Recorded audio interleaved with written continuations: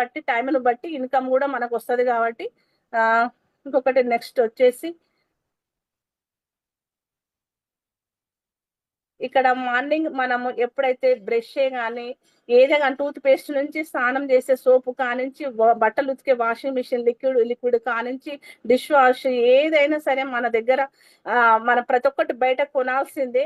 ఈ యొక్క ఖర్చులను మనం ఆదాయంగా మార్చుకోవాలి. మనము ఎక్కడైనా సరే ఇది మనకి ఇంట్లో తయారు చేసుకునే వస్తువులు కావు, అవి బయట మనం షాప్లలో తెచ్చుకోవాల్సిందే, అక్కడ మనం డబ్బులు పెట్టే తెచ్చుకోవాల్సిందే. కాబట్టి ఆ ఖర్చునే మనం ఆదాయంగా మార్చుకోవాల్సి వస్తుంది. కాబట్టి ఆ ఖర్చుని ఆదాయంగా మార్చుకోవడానికి మన దగ్గర అంటే ఏమైనా సరే హెల్త్ కేరు, హోమ్ కేరు, తర్వాత అగ్రికల్చర్, బ్యూటీ కేరు, ఏమైనా మనం ఎట్లాగా ఆదాయం సంపాదించుకోవాలనేది ఆదాయంగా మార్చుకోవచ్చు అనేది మనం కింద చూసుకున్నాం.